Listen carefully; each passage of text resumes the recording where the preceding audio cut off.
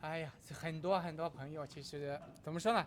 这个为我们的这个中国沦陷区的自由啊，付出了很多很多努力。其实还有一位在场的其他这个朋友可能都知道的，我的好朋友 Paul 在背后做了非常非常多重要的推动工作。Hi Paul, do you want to speak?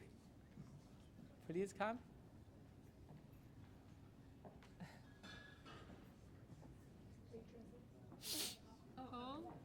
Paul，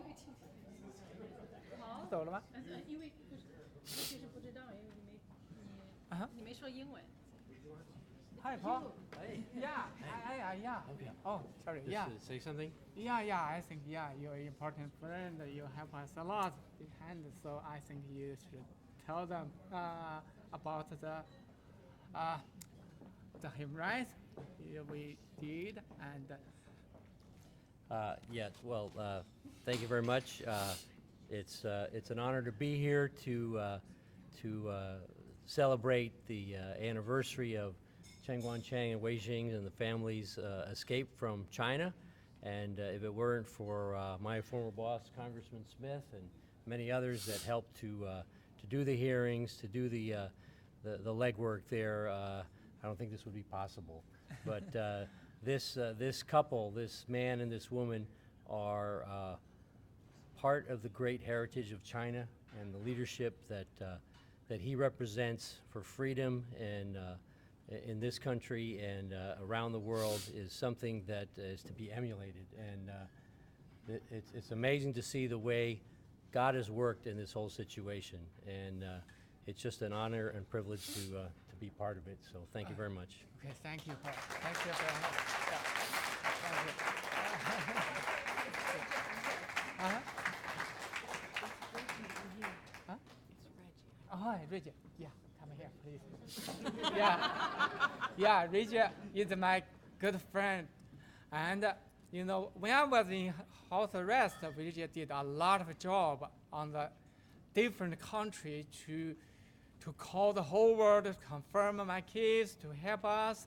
Yeah, he did a lot of good job. So she need talk to my friend. Okay, please. Well, many years ago, actually, I started out as Bob Fu's expert on the one-child policy. And so this was, I don't know, 12 years ago or something? It was a long time ago. I ended up starting my own organization, but what I was doing was I was doing what Chen Guangcheng was doing on American soil or outside of China, exposing the atrocities of the forced abortions, the forced sterilizations, and all that. When I found out about his work, it totally broke my heart that he was the one who exposed the world from Chinese soil. The fact that just in Linyi County alone, I think there was something like 290,000 forced abortions and forced sterilizations in 1 year. And if you multiply that over all of China and the entire extent of all the years of the one-child policy, you get up to the number of about 400 million forced abortions, forced sterilizations, which is what they had said. And when I found out that he had been jailed and tortured, and it's like, I don't know what happened. It just broke my heart, and I spent about 3 years doing almost nothing but advocating for his case all over the world. In fact, my husband will tell you that the year that he was freed, I think the previous year to that, I think I traveled something like 300 days. And my husband said, if I could just get 1/10 of the attention you give to Chen Guangcheng, I'd be happy.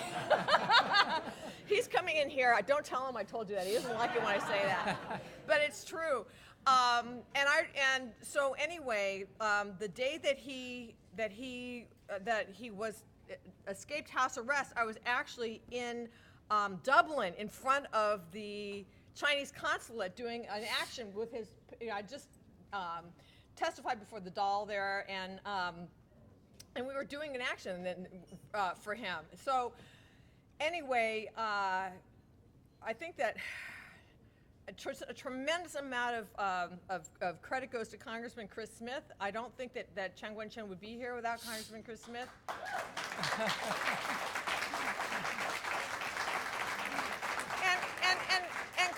Chris Smith also pointed up, because of God. I mean, and I'm sorry, I'm not going to say I'm sorry. I'm just going to say that this was a miracle, but I think it was really quite literally a miracle. So I was on Voice of America, I believe it was, and the message went out that Chen Guangcheng had died, and I just felt in my soul that he had not died. So I went on to Voice of America and I said, look, you have heard that he had died, because when he came out of prison, they had been beating him. He had dysentery. They had shut down his ability to buy food. And I just said, I don't believe he's dead. I believe that he is near death, but there's no way for him to be able to survive unless he escapes. And it is impossible for him to escape because his entire village is shut off. And they have 24 guards, 8 every 8 hours, or like 8, 6, yeah, every 8 hours, 8 guards just staring in his windows, so he can't escape. So what I would like everyone calling on all the believers in China to fast and pray that he will escape, and then when he does, everyone will know it's a miracle. And through an incredible miracle, he did escape. And I can tell the story of that. Of course, he can tell the story better than I can. But, it was a miracle, and I believe that it was the movement of God. And I think everybody here who prayed for him, I think that there are many people who prayed for him to be able to escape like that. And it is absolutely surreal. It is surreal to me. I mean, usually cases like this, I mean, the person ends up dying. I mean, we can think of any number of people that have completely disappeared, who are no longer with us. I mean, where's Gao Zhisheng? It's not ending up like this, where I'm standing next to him and congratulating him on having been here for 10 years, and then him having spoken at the Republican National Convention, and then getting the Bradley Prize last night. I mean, this is almost surreal. It's almost too good to be true. And we all love you, Chen Guangcheng. Thank you, Reggie. Thank you very much. Thank you.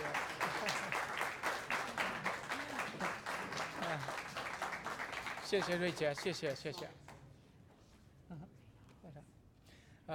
怎么说呢？很多朋友的呼吁都可以说凝聚在今天这一个历史时刻，回头看呢，其实咱们共同的努力，这种力量所汇聚成的一种潜在的，或者说一种共振，或者说一种动能，真的是我们需要用第6、第7感觉才能感觉到的。那个怎么说呢？很多朋友都为此付出了努力。那么在场的还有很多，像苏小康老先生，您能不能过来讲一下？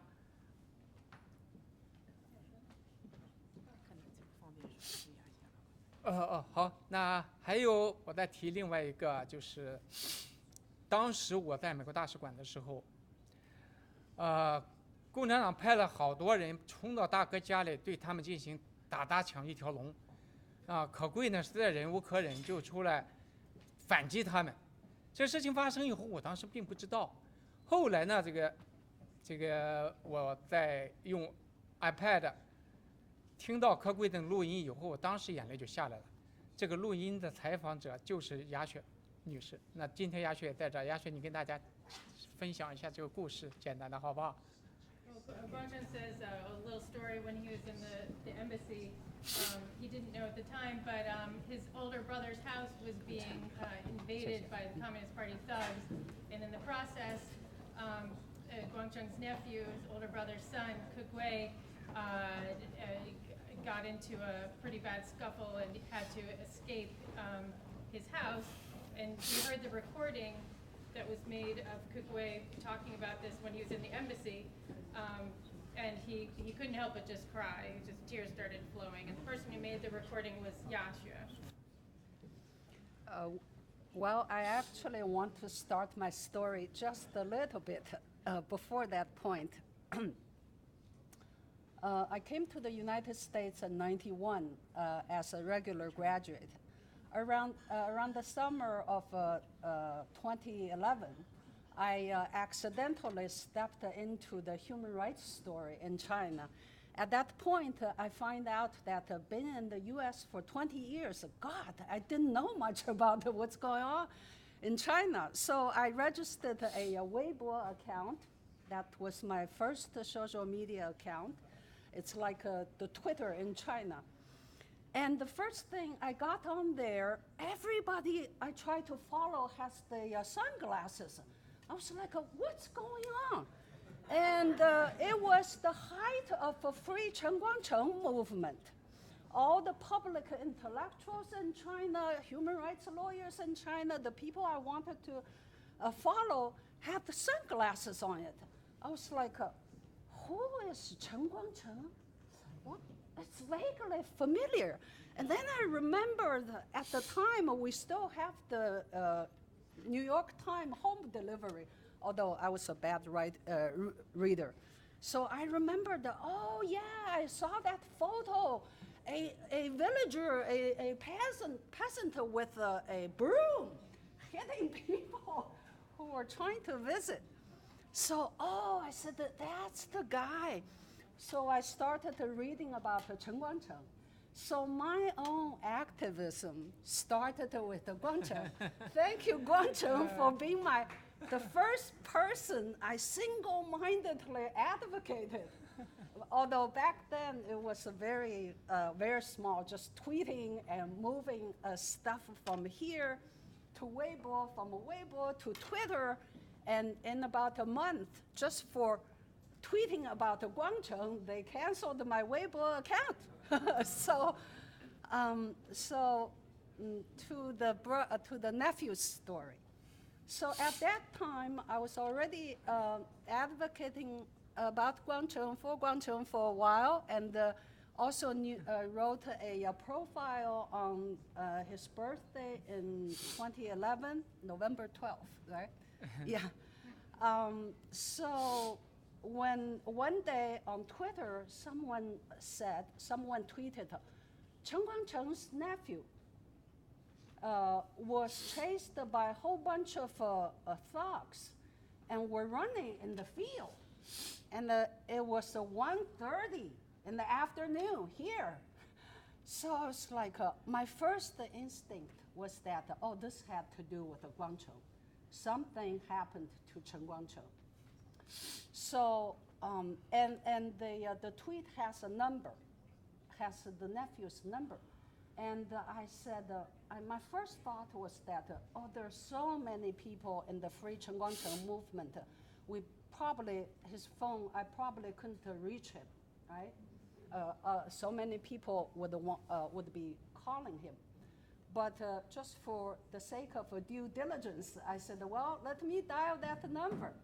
Lo and behold, he picked up the phone. I said, oh my God, let me set my recorder. So I said, tell me everything. Why are you in the field? What's happening? So he told me the story, and 24 or 36 hours, at least 24 hours later, we learned about that Guangcheng escaped the village. So so finally, I want to say, in the early years, and I should still be saying that, but in the early years, I always say this. I will always say, if a blind man in the poorest countryside in China can do, and we can do, nobody has an excuse. So I always say that about Guangcheng. If anything Guangcheng can do, we should be able to do it too. But God, He set a very high bar for all of us. Thank you very much. Thank you.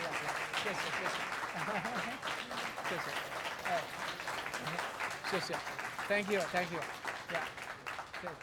当我在中国被困的时候，我记得我从短波里听到这个达赖喇嘛为我祈福在西安啊，这个令我非常非常感动。那今天嘉措先生在这儿，嘉措给大家简单讲一下好不好？ Guangcheng says when he was in, was it 在家里，对。 he was in under house arrest. He heard that the Dalai Lama had called out for his release, and he was extremely moved. And so he wants to invite our friend, representative of the Tibetan community, to speak. Thank you. I actually didn't expect that I will be speaking here, but thank you for the opportunity. As a Tibetan, we do share similar stories like Mr. Chen Guangcheng. I myself was actually escaped when I was 13 from Tibet to India, and from India I got an opportunity to come to United States and finish my schools here. And I had a really great opportunity to work with Mr. Chen in terms of Sino-Tibet dialogue. And we actually went to Minnesota together, and we had a really good time over there to speaking with the Chinese students and the Tibetan student, and also with the Tibetan community. And Mr. Chen has always been a good activist, a renowned activist, always support the Tibetan movement as well. And I actually heard the story back then when my predecessor was talking about His Holiness actually was praying for his well-being when he was in prison. And I'm truly, truly happy that we're actually celebrating the 10th year of freedom in exile of Mr. Chen Guangcheng. Thanks. Thank you. Thank you. Thank you.